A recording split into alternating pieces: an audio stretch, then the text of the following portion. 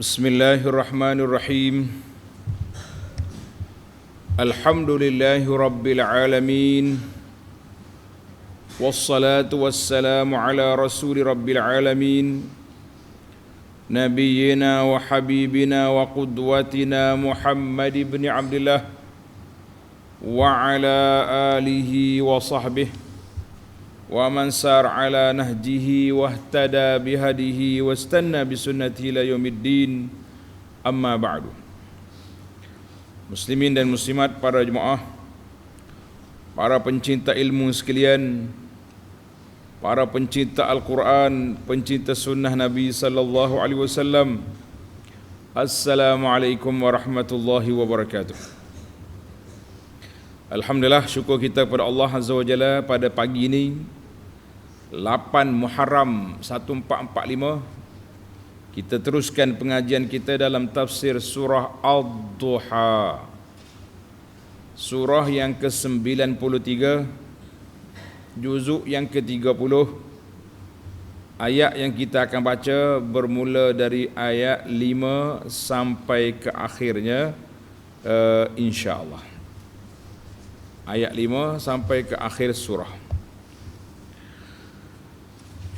di mana dalam surah ini kita telah baca 1 hingga 4.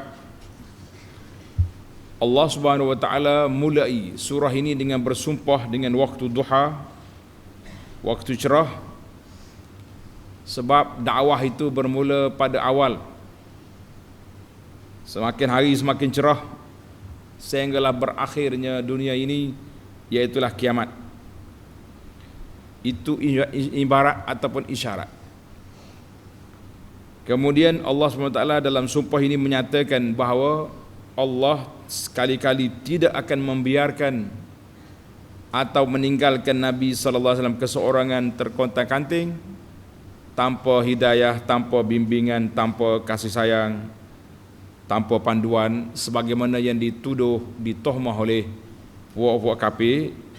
Setelah dia tengok Nabi kita terhenti wahyu, mereka telah main persepsi yang menyusahkan hati Nabi sallallahu alaihi wasallam. Baik para jemaah sekalian, kita mula baca ayat, kemudian kita pergi kepada huraian. A'udzu billahis samii'il 'aliim minasy syaithaanir rajiim. والضحى والليل إذا سجى ما ودعك ربك وما قلى وللآخرة خير لك من الأولى ولسوف يعطيك ربك فترضى ألم يجدك يتيما فآوى ووجدك ضالا فهدى ووجدك عائلا فأغنى فأما اليتيم فلا تقهر وأما السائل فلا تنهر وأما بنعمة ربك فحدث. Kita dah sambung semalam sampai walal akhiratu khairul laka minal ula, dan kita telah bincang tentang perkara yang tersebut. Sambungan kita pada hari ini ayat 5. Wala sawfa yu'tika rabbuka fatardha, dan sesungguhnya Tuhanmu akan memberi kepadamu kejayaan dan kebahagiaan di dunia dan di akhirat, sehingga engkau redha dan berpuas hati. Tengok munasabah, dia panggil munasabah ayat ini dengan ayat sebelum. Allah Ta'ala sebut dalam ayat sebelum bahawa akhirat itu lebih baik bagi Nabi SAW daripada dunia. Dan Allah Ta'ala tidak nyatakan perbezaan jarak di antara dua kebaikan itu. Maka di sini Allah Ta'ala nyatakan miqdar kadar perbezaan, iaitu Allah Ta'ala akan anugerahkan kepada Nabi sallallahu alaihi wasallam anugerah yang sehingga Nabi redha, tak ada dah anugerah lebih daripada itu. Itu satu munasabah. Wa aidan fa innahu ta'ala ka'annahu lamma qala, yang kedua, seolah-olah bila Allah Ta'ala sebut walal akhiratu khairul laka minal ula, akhirat lebih baik bagimu ya Muhammad sallallahu alaihi wasallam daripada dunia ini. Walima qulta innal amra kadzalik, demikianlah yang sebenarnya akhirat lebih baik daripada dunia. Li'annahu yu'tihi kullama yuriduhu, Allah Ta'ala beri kepada Nabi ni apa yang dia nak. Nabi nak apa, dapat. Tapi anugerah yang nak diberi kepada Nabi itu tidak cukup untuk dunia ini. Standard dia tak boleh terima dari dunia ini. Maka tunggulah di akhirat. Sebab itu di atas dunia ni Nabi tak ada kemewahan, tak ada. Walaupun kunci gedung dunia ada di tangan, tapi Nabi tak ambil. Nabi zuhud sampai sebulan rumah dia tak berasak dapur, tak ada makanan, ikat batu di perut kerana lapar. Maka bukan di sini tempat dia. Di sini tempat buat persiapan untuk menerima anugerah yang sangat besar di akhirat nanti. Itulah yang dimaksudkan walal akhiratu khairul laka minal ula. Kemudian Allah Ta'ala bagi di sini wala saufa yu'tika rabbuka fatarda, ai la saufa yu'tika rabbuka minal khairi. Allah Ta'ala akan anugerahkan kepada Nabi sallallahu alaihi wasallam kebajikan itu sehingga Nabi kita redha, Nabi kita berpuas hati dengan apa yang dianugerahkan oleh Allah Azza wa Jalla. Maka di sini para ulama tafsir berbincang, di manakah anugerah itu? Jadi ramai di kalangan ahli tafsir kata sayu'tika fil akhirah, Tuhan akan beri di akhirat. Di akhirat, di dunia ni ada susah, ada susah juga.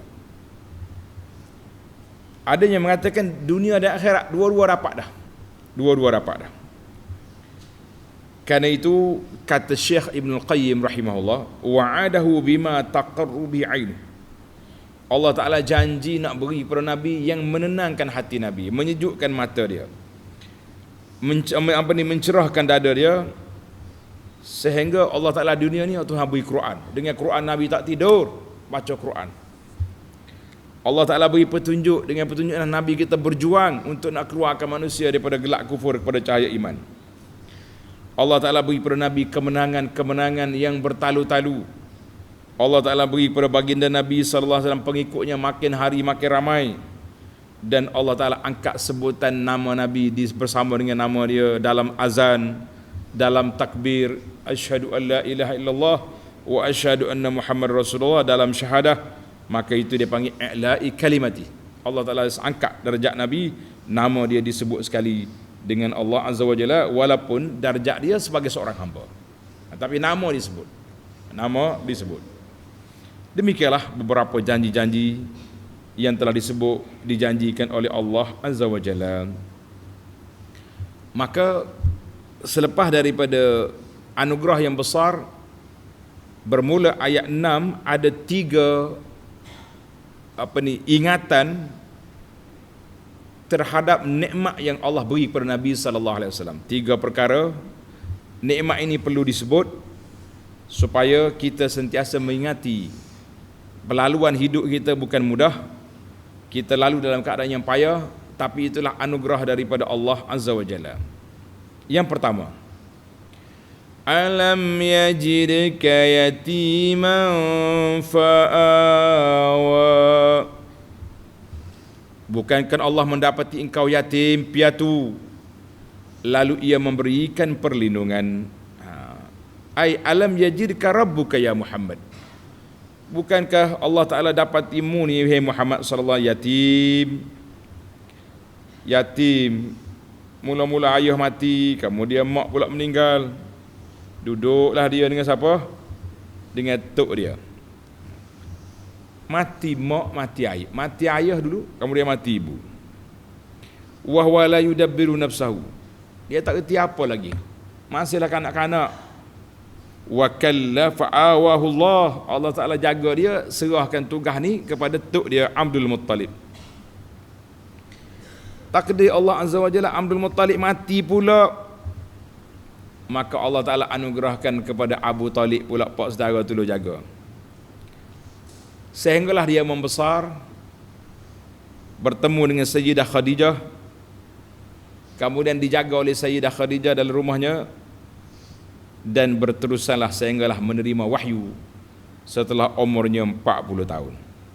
Jadi Allah Ta'ala sebut, mu dulu yatim, aku beri anugerah, akhir sekali jadi orang besar. Satu.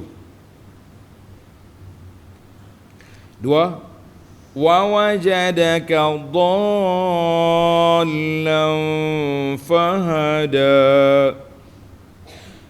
dan didapatinya engkau tercari-cari jalan yang benar, lalu ia memberikan petunjuk dengan wahyu Al-Quran.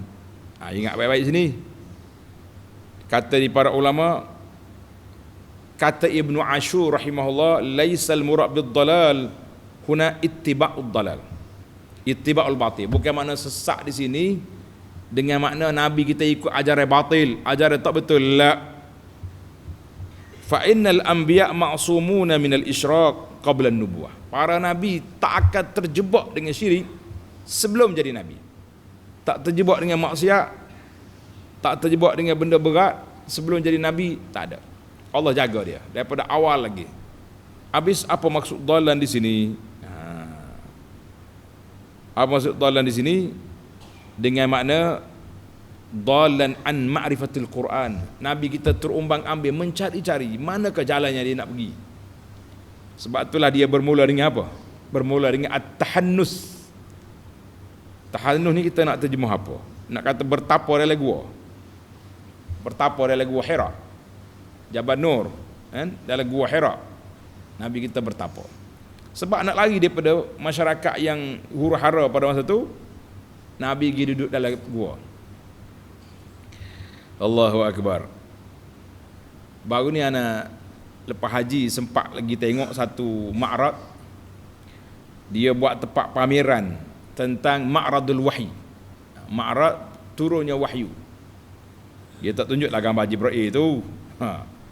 Tapi dia buat gua atas bukit tu dia buat bawah. Jadi orang sakit-sakit lutut ni boleh masuk lagi gua tu, dia ambil gambar. Jadi dia.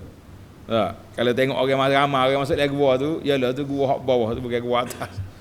Dipanggil gua replika. Main-main lah ni. Lah ni replika pun jadi. Baiklah. Maka wa wajadaka dhalan an ma'rifatil Quran wal iman. Allah Ta'ala tengok Nabi tercari-cari hidayah, jalan yang dia nak lalu, maka Allah Ta'ala anugerahkan dia fa'allamakal Quran.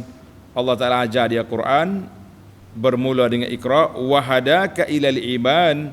Allah Ta'ala tunjuk dia kepada beriman kepada Allah, wa arrafaka ahkamal Islam. Allah Ta'ala perkenalkan, ajarkan hukum hakam Islam. Wa qad kunta ghafilan an zalika wa jahilan bihi qabla nubuwah. Sedangkan Nabi kita tak tahu sebelum jadi Nabi, sebelum terima wahyu, mana dia tahu ajaran Islam. Cuma dia tahulah ajaran Al-Hanifiyah, ajaran yang dipegang oleh sebahagian daripada orang yang berpegang dengan ajaran Nabi Ibrahim ada. Tapi dia tak mengaji, dia tak baca Nabi. Ayat ini ditafsir dengan ayat surah An-Nisa. Surah An-Nisa ayat 113. Wa anzalallahu 'alaikal kitaba wal hikmata wa 'allamaka ma lam takun ta'lam wa kana fadlullahi 'alaika 'azima. Allah Ta'ala turun ke atasmu kitab dan hikmah, yakni sunnah, dan Allah Ta'ala ajar pada kamu apa yang kamu tak tahu. Jadi limpah kurnia Allah Ta'ala ke atas Nabi sangat besar. Jadi Allah Ta'ala sebut dalam surah Al-Ankabut ayat 48, wa ma kunta tatlu min qablihi min kitab. Allah kata mu tak pernah baca mana-mana kitab. Tak ada kitab Taurah ke, kitab Injil ke, tak ada. Allahu Akbar. Jadi satu lagi ayat untuk para pelajar pengkaji tadabbur, tanda surah Asy-Syura ayat 52 juga Allah nyatakan Nabi tak tahu sehinggalah datangnya wahyu. Alhamdulillah. Semalam mana pergi Masjid Nasiruddin semalam. Kita jumpa tengok ada kitab pelik. Kitab dia tulis Suhuf Abraham. Kulit kitab Suhuf Abraham. Suhuf Nabi Ibrahim. Kata ni agama apa ni main Suhuf Abraham gini ni? Belek-belek tengok, nama penulis tak ada, nama penerbit tak ada, tapi dia mula sebarkan di kawasan kita ni. Ambil daripada gospel, ambil daripada kata-kata daripada kitab-kitab lain. Tapi dia tulis itu nama Hamka. Ini semua ni permainan-permainan. Tengok ahli-ahli masjid, jawatankuasa masjid, orang masjid tu email, kalau tengok di masjid kita ni ada buku-buku yang pelik, ambil. Sekarang ni orang dia masuk masjid pergi sebar benda-benda hak karut-karut macam ni. Dia kata Suhuf Abraham. Suhuf Abraham nak pula dah. Main-main. Jadi kita suruh ambil kitab tu hantar ke pejabat agama lah, biar dia orang tengok. Mungkin di masjid lain pun ada juga, sebab dia menyebar ni benda-benda pelik ni. Jadi kalau ada orang mari masjid kita letak seperti risalah ke apa, tengok dulu, jangan dibenarkan, ambil tengok. Sekarang ni orang macam-macam ni, duduk menyebar agama hak pelik-pelik ni. Dalam Malaysia ni saja ada sebuah buku yang ditulis oleh murid kita, nama dia 60 agama di Malaysia. 60 agama Malaysia. Cari dalam web Perlis Center of Wisdom, ada cerita ni dalam tu. Baiklah. Maknanya para ulama mengatakan bukanlah makna sesat di sini, dhalan dengan makna sesat, ikut benda batil, tidak. Maknanya Nabi kita tercari-cari. Manakah jalan benar? Manakah jalan? Sehingga Allah Taala wahyukan kepada dia, maka dia menerima wahyu, alhamdulillah. Yang ketiga, wa wajadaka 'ailan fa'aghna, dan didapatinya engkau miskin lalu ia memberikan kekayaan. Mana peringkat awal Nabi kita tu, wa wajadaka faqiran fa'aghna. Allah kata aku jumpa mu ni fakir Muhammad, susah awak peringkat awal tu. Kan? Peringkat awalnya fakir. Jadi para ulama kata al-ail dengan makna al-faqir. Itu dia peringkat awal, anak yatim piatu. Sebenarnya dia kaya, bukannya susah sangat. Sebab tok dia Abdul Muttalib, ketua Mekah, cucu bangsawan. Pak saudara dia Abu Talib pun orang hebat juga. Ahli kabinet Mekah, bukannya biasa-biasa. Cuma dia sendiri tu kira-kira ail. Maknanya miskin lah dia, sebab lahir daripada anak yatim yang ayah dia pula mati awal, mati muda, tak tinggal harta. Itu maksud dia ni. Maka oleh kerana mu ni bersifat demikian, kan? Tiga perkara yang sebut tadi, yatim, dhalan, tercari-cari, dan miskin, maka Allah Ta'ala arahkan kepada Nabi tiga perkara mesti diambil cakna. Ini pentingnya orang susah bila diberi tempat, dia kena ingat kesusahan dia tu.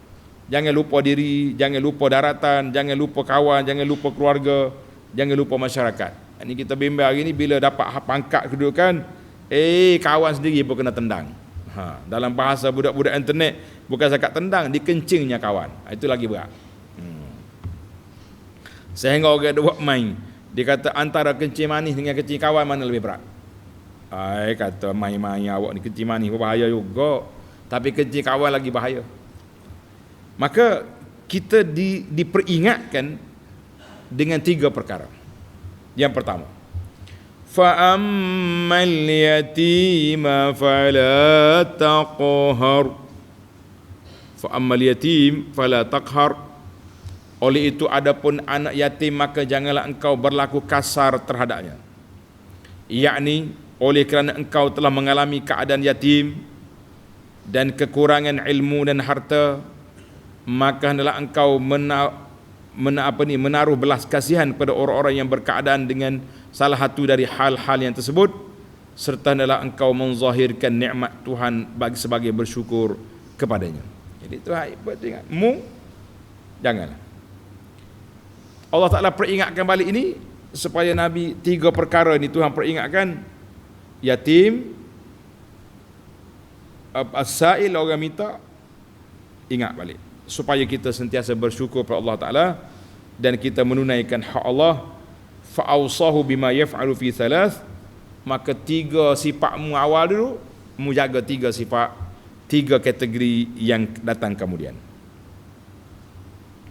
Ai fa ammal yatim fala tuhinhu wa tuzillahu. Anak yatim jangan kamu hina, jangan kamu jatuhkan dia. Wala tazlimhu bi akhdhi haqqihi wa isaati muamalatihi. Jangan menzalimi dia dengan mengambil haknya dan melakukan perkara yang menyusahkannya. Jangan. Jadi kita anak yatim, kalau kita ada benda kita nak bantu, kita bantu. Kalau tak ada benda yang kita boleh bantu, kita jangan hina dia, jangan anak yatim tak ada pok, basah jadilah. Awak nak tolong, bismillah. Awak tak nak tolong, jangan hina orang tu. Kalau kita tak mampu nak tolong lah, kalau mampu tolong lah, kenapa tak mampu tolong? Wa ammal yatim fala taqhar. Anak yatim jangan. Ni ada setengah orang ni buat rumah anak yatim, ambil rumah orang kayu lah macam-macam, tapi ngenak ke budak tu, macam-macam dia buat dah, letak striker lah apa benda. Hei, kita tengok pun rasa takut. Jadi pengendali rumah anak yatim, berhati-hati kamu. Jangan ada buat iklan besar, orang pakat tabur bantuan, tapi anak yatim merempak di rumah sendiri. Nyanya, jangan molek. Allah Ta'ala sebut dalam Quran, alladzina ya'kuluna amwalal yatama zulman. Siapa dia makan harta anak yatim secara zalim, sesungguhnya dia makan api neraka dalam perut dia. Hati-hati kita. Sebab itulah kita sini kalau ada anak yatim yang perlu diberi perhatian, mak dia kena maklumlah kepada pihak sekolah, pihak madrasah, budak ni anak yatim. Kita tak ada bantuan, tak ada kemampuan nak bayar, tak apa. InsyaAllah pihak yayasan pondok ni akan tanggung anak-anak yatim ni belajar di sini sampai dia tamat belajar. Kalau dia nak tamat belajar sini, nak pergi sambung, masuk kolej, masuk universiti, insya-Allah kita masih lagi mengholorkan bantuan. Kita akan holor bantuan. Sampailah budak ni alim besar, boleh berdikari, insya-Allah. Tapi setengah anak yatim ni dia besar dia lari, lagi kerja sendiri, mengaji tak tahulah ke mana. Kita kata rugilah weh. Sabarlah duduk atas dunia ni, kita belajar. Mudah-mudahan berapa ramai, ada sebuah buku yang saya baca, dia tulis nama buku ni Uzama Al-Yatama. Uzama Al-Yatama. Maknanya pembesar-besar dunia ini asalnya anak yatim. Bermula dari siapa? Bermula daripada Nabi sallallahu alaihi wasallam. Baik. Yang kedua, wa ammas sa'ila fala tanhar. Dan adapun orang yang meminta bantuan pimpinan, maka janganlah engkau tengking herdik. Allahu akbar. Tengok ni munasabatul ayah. Lamma bada'a bima kana bidayatan lahu. Allah Ta'ala mula dalam ayat ini dengan permulaan kehidupan Nabi. Apa dia? Yatim. Sanna bima huwa nihayatun lahu. Kemudian diikuti dengan akhir perjalanan hidup Nabi, dia sudah menjadi ketua negara. Nabi dengan Rasul itu satu jawatan. Tapi untuk pangkat dunia ni dia panggil ketua negara. Ketua negara Madani di Madinah. Sebab itulah orang yang nak nisbahkan negara ni kepada Madani, sebagaimana Nabi sebut al-mujtama' al-madani, mesti ambil sifat-sifat yang ada ni, sifat telus, sifat tak bohong, sifat ikhlas, sifat berkata benar. Ni kita bimbang hari ni, guna nama Madani tapi kita kelentung banyak, kita kata ini merusakkan nama dan menghilangkan kredibiliti kepada masyarakat-masyarakat yang tidak faham tentang Madani yang sebenar. Baik. Maknanya ayat yang kedua ni Nabi dah jadi ketua. Fayasiru mahattar rijal. Bila kata dia ketua, orang akan mari. Ada orang ni fakir, mari minta bantuan. Ada orang mari, orang miskin, mari minta pertolongan. Orang jahil, mari minta ilmu. Orang susah, mari minta nasihat. Semua benda duduk pada Nabi sallallahu alaihi wasallam. Maka Allah perintahkan wa ammas sa'ila ay wa ammal ladzi yas'aluka syai'an.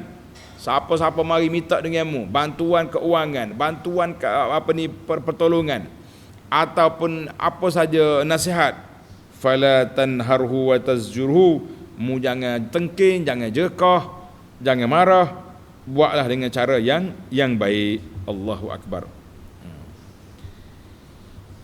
Maka di sini para ulama mengatakan bahawa as-sa'il di sini dengan makna orang minta sedekah, fuqara masakin. As-sa'il di sini dengan makna mustarsyid, orang mari minta pandangan, minta hukum. Jadi ulama tafsir kata tidak bercanggah lah. Yang pentingnya sa'il di sini sama ada minta ilmu atau minta harta. Dua-dua masuk belakang. Sebab itulah kita kata sedekah ni bukannya duit saja. Sedekah ni masuk dalam semua perkara, termasuklah sedekah nasihat. Senyum pun sedekah. Ada? Senyum pun sedekah. Ada satu cerita panjang hadis. An Anasin radhiyallahu anhu qala, bainama nahnu julusun ma'an nabiy sallallahu alaihi wasallam fil masjid. Kami duduk dalam masjid sama Nabi, dakhara rajulun ala jamalin. Seorang laki-laki naik unta mari sampai dekat masjid.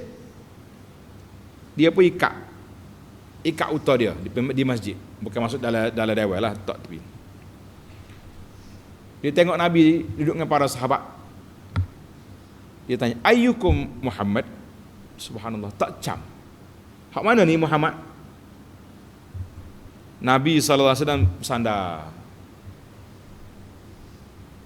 Sahabat-sahabat kata itu, hazar rajulul abyadul muttaqi, itu hak putih, hak duduk sandar tu.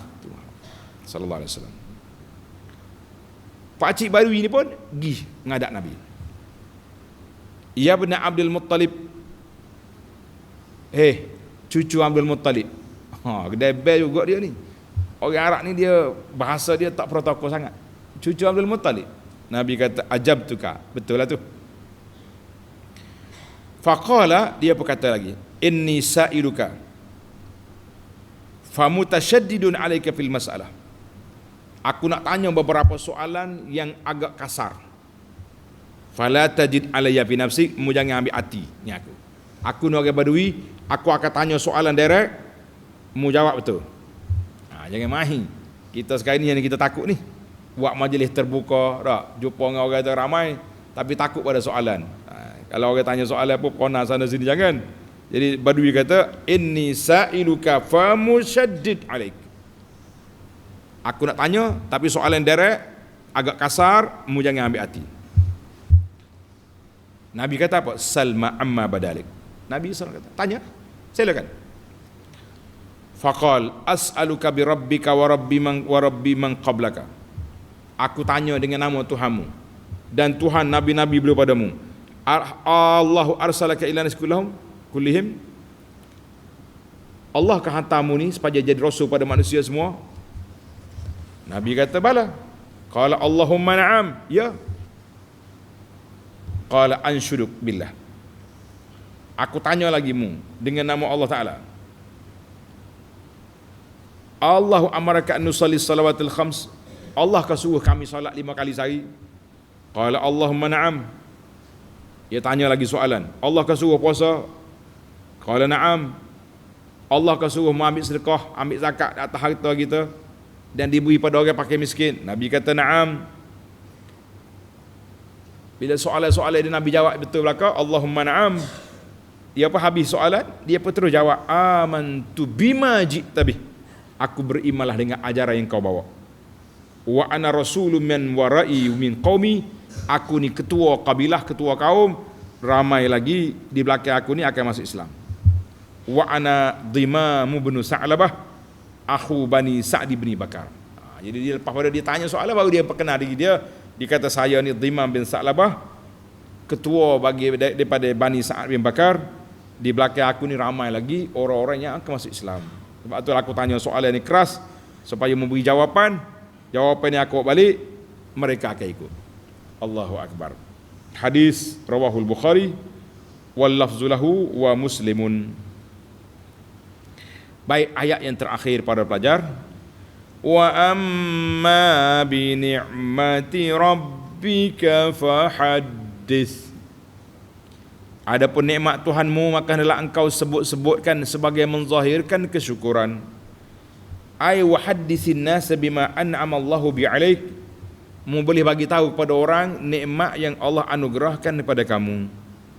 Ini kita kena ambil perhatian. Kena ambil perhatian. Adakah semua nikmat kita kena wayak ke orang? Kena tayang di Facebook lah ke? Masuk dalam grup lah ke? Ataupun nikmat yang tertentu? Kata Ibnul Jauzi dia kata apa? Fi ni'mati salasatu aqwal. Nikmat yang Tuhan suruh Nabi sebut ni 3 perkara. Yang pertama an-nubuwah. Nikmat kenabian. Nabi kena maklumkan kepada orang bahawa dia tu Nabi. Kalau tidak, orang mana nak tahu? Dia main sembunyi-sembunyi, tawadhu, la, kita kena maklumkan. Satu. Yang kedua Al-Quran, nikmat Quran yang Tuhan anugerahkan kepada Nabi, maka Nabi kena ajar, kena bagi tahu. Yang ketiga ammatun fi jami'il khairat, banyak lagi kebajikan-kebajikan yang Allah Ta'ala anugerahkan kepada dia, maka boleh Nabi kita nyatakan apa yang disampaikan, yang dianugerahkan oleh Allah kepada dia. Maka di sini timbullah masalah kita hari ini. Contohnya, kita kata contoh, kita ada ilmu tapi orang tak kenal kita. Bila tak kenal, dia perlekeh, main-mainnya. Siapa dia awak gitu. Kita kena maklum, saya ni belajar, ada ilmu sikit, ngaji. Barulah bila kita mengajar orang dengar, kita kena maklum. Dan kita kena nyatakan manhaj, apa yang cara kita nak belajar ni, cara apa. Kata manhaj saya nak ajar ni mengikut Al-Quran dan Sunnah Nabi SAW berdasarkan pada huraian para ulama salafus salih dan selepasnya. Kita kata ini pegangan, ini metod, ini cara kita kena wayak. Kemudian nikmat-nikmat lain yang perlu kita sebut kalau perlulah, untuk kita mensyukuri nikmat Allah Ta'ala. Dulu aku susah, sekarang ni senang. Dulu Allahu Akbar payahnya hidup, jalan kaki, naik basikal, nak pergi sekolah ni, cabut kasut tengah jalan 3 kali berhenti, ikat tapak kasut. Sekarang ni Masya Allah, 1 almari kasut, tak tahu nak pakai hak mana. Jadi ada nikmat yang kita kena sebut untuk kita syukuri. Ada sekiranya kalau kita sebut menyebabkan kita takabur, jangan sebut. Jadi kita sebut bahasa itulah, bukan semua benda yang kita sebut tu salah, tidak. Dan bukan semua benda kita kena sebut, bukan semua perkara kita kena sebut. Sebab itulah ada dalam hadis Nabi kita sebut, apabila Allah Ta'ala anugerahkan kepada hamba dia satu perkara, maka dia suka tengok kesan. Yuhibbu an yara athara, yuhibbu an yara athara tilkan ni'mah.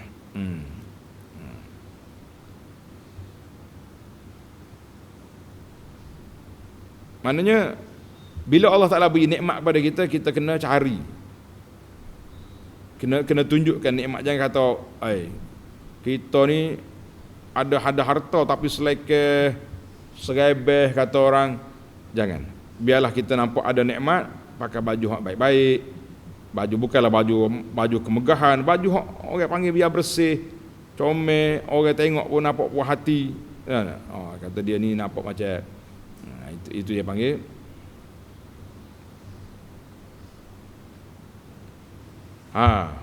Tengok dalam An Abi Hurairah radhiyallahu anhu, anin Nabi sallallahu alaihi wasallam, inna Allah azza wa jalla yuhibbu an yara athara ni'matihi ala 'abdihi.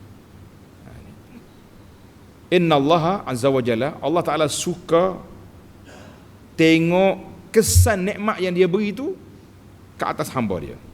Hadis ini diriwayatkan oleh Imam Ahmad. Kata Syekh Ahmad Syakir, isnaduhu sahih. Maknanya bila Allah Ta'ala beri pada kita nikmat, biar nampak nikmat tu. Contohnya Allah beri pada nikmat kita ilmu. Kita mengajarlah ilmu tu. Jangan duk bakhil kopi. Nak ajak saya kuliah, boleh? Bayar 3,000. Ni jual ilmu nama dia ni.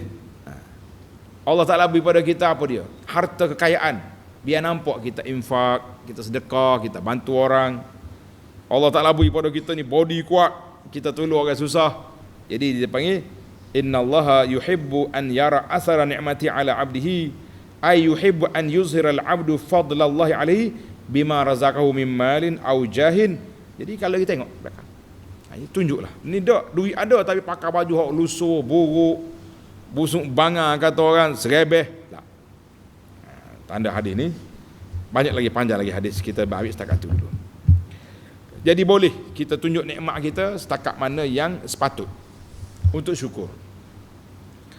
Ada orang komplain, dia kata saya tengok banyak video Abu Anas tegur orang-orang yang suka menayang makan-makan. Pergi makan situ tayar habis.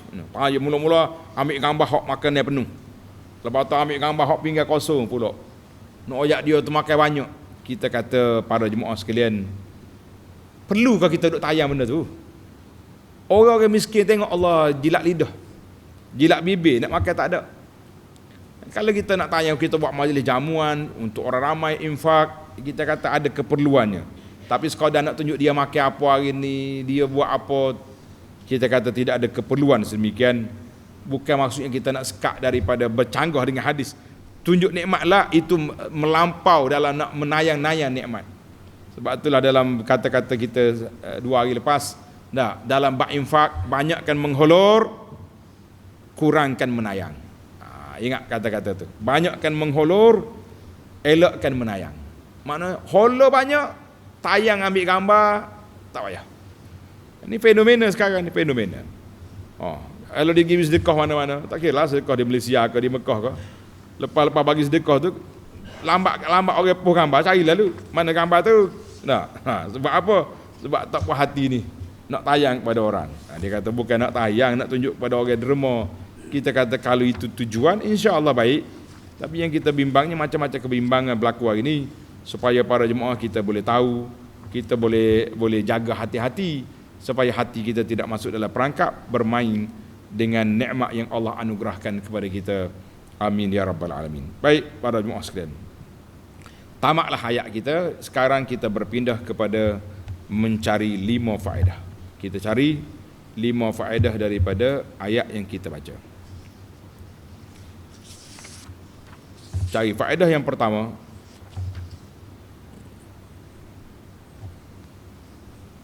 Faedah yang pertama tu dia. Allahu akbar.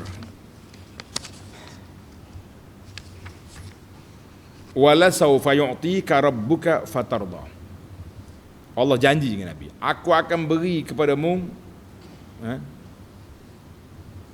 anugerah, kejayaan, kebahagiaan di dunia dan di akhirat sehingga engkau redha. Jadi ayat ini memberi peringatan kepada kita para jemaah sekalian bahawa Allah Subhanahu Wa Taala anugerahkan kepada baginda Nabi sallallahu alaihi wasallam nikmat yang begitu besar. Nikmat ni sehingga sampai peringkat dia tak boleh ambil, tak boleh guna dalam dunia ni sebab terlalu besar. Maka Tuhan kata walil akhiratu, dia ambil di akhirat.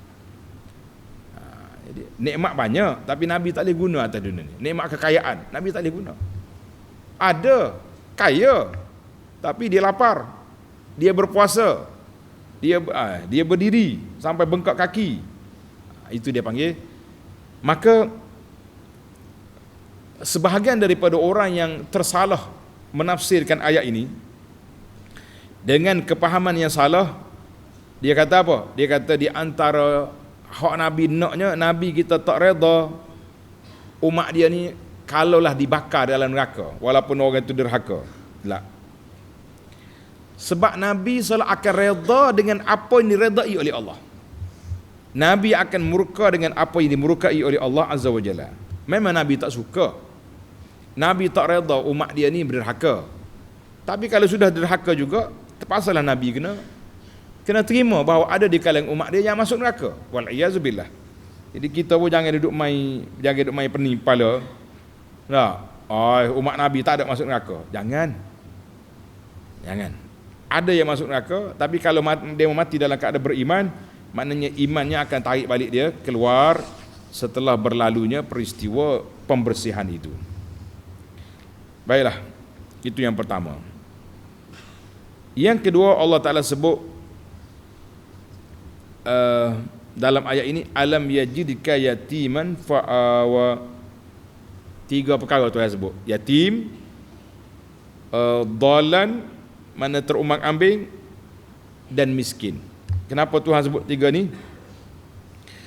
Allah Ta'ala sebut 3 ni supaya kita sedar bahawa orang yang susah dulu senang kemudian jangan mudah lupa diri. Jangan mudah lupa daratan. Maka mu kena ingat siapa kamu. Kenapa kamu susah dulu? Ini yang kita bimbang hari ni, ramai orang susah di awal, bila dia senang terlupa diri, terlupa segala-galanya. Lupa, jadi takabur, jadi sombong. Kalau dulu kita nanya contohnya, bila kita sudah berkuasa, kita pula jadi diktator. Kita pula jadi diktator, kita mengatakan hati-hati, jangan Allah Ta'ala sentak kali yang kedua, susah kali yang kedua, jawabnya tak ada lagi dah tempat kita nak bergantung. Maka dalam ayat ini Allah Subhanahu Wa Ta'ala bagi tahu kepada Nabi, setelah susah fa'awa, maka Allah Ta'ala yang beri pada dia kedudukan, penjagaan. Yang penting bagi kamu, bersyukurlah dengan nikmat Allah Azza wa Jalla. Jangan sekali-kali buat perkara yang tidak baik. Jangan sekali-kali buat perkara yang dimurkai oleh Allah Azza wa Jalla. Itu dia panggil ayat ni 3 perkara. Kemudian Tuhan sebut, itu yang kedua,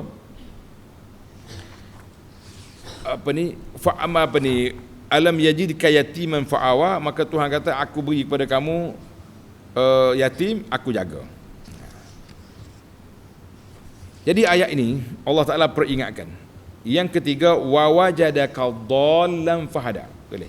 Faedah yang ketiga, wa wajadaka dhallan fahada. Allah Ta'ala nak nyatakan di sini bahawa betapa pentingnya, besarnya anugerah yang Tuhan beri pada Nabi, iaitu anugerah wahyu. Dengan terimanya wahyu, Nabi kita bertukar daripada Muhammad bin Abdullah kepada Muhammad Rasulullah sallallahu alaihi wasallam. Tapi ingatlah, seperti yang kita sebut tadi, dhalan di sini bukan makna sesat. Dhalan di sini dengan makna Nabi kita masih lagi mencari-cari mana jalan yang dia nak lalu. Jangan salah kata, Nabi sesat juga. La, Nabi bukan sesat. Nabi kita salah duduk di atas fitrah. Dalam surah Ar-Rum ayat 30 Allah kata apa?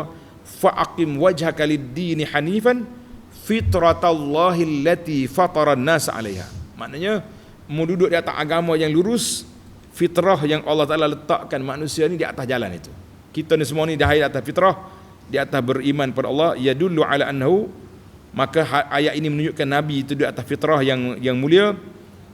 Ayah dia tak pernah Yahudi kan dia, mak dia tak pernah Nasara kan dia, tok dia pun tak pernah ajar dia sembah berhala, tak ada. Bahkan ada riwayat mengatakan pernah dibawa oleh tok dia pergi tempat pesta. Tok dia bawa Nabi pergi tengok pesta.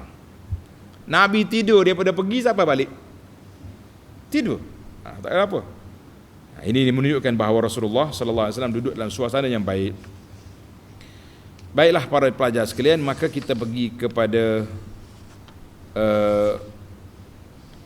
yang keempat, fa ammal yatima fala taqhar wa ammas sa'ila fala tanhar. Maka Allah Ta'ala peringatkan kepada kita bahawa anak yatim mesti diberi perhatian. Dilalatun 'ala lutfi bil yatim wa birrihi wal ihsan ilaih. Ayat ini kita kena ambil perhatian berat kepada anak yatim. Jadi sekarang ni kita ada anak yatim. Anak yatim duduk dengan kita, dia ada harta. Adakah harta dia kita boleh guna tidak untuk kegunaan dia? Jawabnya boleh. Panjanglah cerita anak yatim ni. Mana bukan kata kalau dia anak yatim duduk dengan kita, harta dia tak boleh. Kita boleh ambil harta dia untuk kegunaan dia, jangan untuk kegunaan kita. Jadi panjang hayat tentang adan. Maka dalam beberapa hadis yang Allah Ta'ala, yang Nabi sebut, di antara dosa besar iaitulah menghina anak yatim. Jadi para jemaah sekalian, jangan sekali-kali kita main-main dengan anak yatim, supaya kita tidak terjebak dengan, terperangkap dengan permainan yang buruk yang sangat menakutkan kita ini. Amin ya rabbal alamin. Baiklah, itu yang kedua. Yang keempat, yang terakhir sekali, Allah Ta'ala sebut kepada kita wa ammas sa'ila fala tanhar. Sekalilah. Yang kelima, wa amma bi ni'mati rabbika fahaddis. Maka nikmat Tuhan kamu hendaklah kamu ceritakan. Hadza yasmalu ni'amid diniyah wad dunyawiyah. Ulama kata nikmat di sini dua-dua. Nikmat agama, nikmat dunia. Maknanya kalau kita dapat nikmat, kita puji Allah. Hadis ai isni 'ala Allah biha. Puji Allah Ta'ala. Boleh nikmat senyap. Orang bagi hadiah pada kita, tak kata alhamdulillah. Kita lapar, kita boleh makan nasi, tak kata alhamdulillah. Ini di antara benda ajaib. Dalam hadis Nabi sallallahu alaihi wasallam, Nabi kata, kalau kamu makan atau kamu minum, pujilah Allah Ta'ala. Itu dipanggil fahadis, dengan mana kita bercakap, kita bagi tahu kepada Allah, terima kasih ya Allah, alhamdulillah, segala puji bagi Allah yang telah anugerahkan kepada aku nikmat yang aku boleh makan sekarang. Kita pakai pakaian, kita kata alhamdulillah. Ini semua nikmat-nikmat yang diberi. Maka boleh kita, yang pertama sekali bila kita dapat nikmat, kita puji Allah. Yang kedua, kita puji, kita doakan kepada pemberi, orang yang beri anugerah pada kita. Contohnya orang bagi sedekah pada kita, ambil duit, dia beli kitab, beli makanan, apa kita kena kata? Jazakallahu khairah. Dalam kitab kita Perisai Muslim, lengkap kita punya bacaan-bacaan yang kita kena ada. Jazakallahu khairah, Allah Ta'ala balas kepada kamu yang baik. Jadi kita doakan kepada orang yang beri sedekah pada kita, baik. Dan adakah boleh kita sebut nikmat? Naam, kita boleh juga sebut nikmat, tapi bukan untuk iftikhar, bukan untuk sombong, tapi untuk kita ingat, untuk mensyukuri nikmat. Jadi hati-hatilah. Ni kalau hari-hari tiap-tiap pagi duk tayar kereta besar, duk tayar rumah besar, duk ni ada satu geng baru pula ni, duduk dalam TikTok ni. Tengok TikTok ni sampai ni pala kita jadi. Dia panggil grup nasyid orang tua. Nasyid lagu selamat pengantin baru. Hok penasik-penasik ni makcik-makcik, nenek-nenek, opah-opah. Oi, gelar dia besar-besar. Orang panggil gelar raja. Kata ni kumpulan nasyid kau, kumpulan tayar gelang. Kita kata hati-hati makcik weh. Kita dah tua dah, duk main TikTok ni. Kau duk menayar sana, menayar sini. Kita bimbang nanti kita mati ternganga, tersengih suka, terlupa kepada nikmat Allah Azza wa Jalla.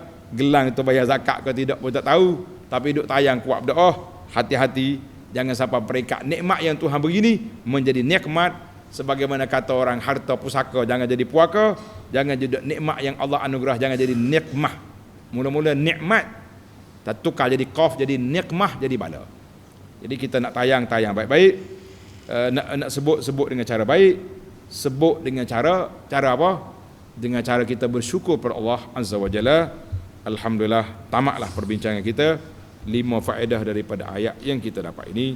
InsyaAllah kita akan sambung lagi sidi akan datang surah Asy-Syarh, surah Alam Nashrah, biiznillahi Azza wa Jalla. Subhanakallahumma wa bihamdika, asyhadu an la ilaha illa anta, astaghfiruka wa atubu ilaik. Wa sallallahu ala nabiyyina Muhammad wa ala alihi wa sahbihi ajma'in.